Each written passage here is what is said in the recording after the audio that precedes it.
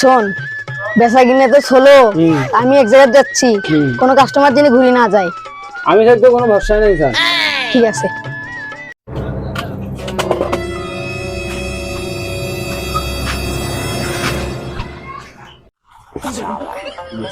মালিক আমি এখন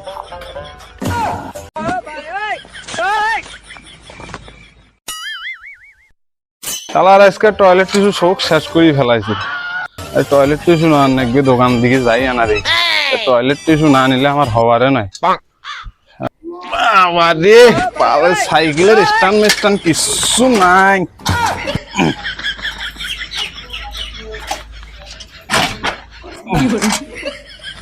বাবা থাক।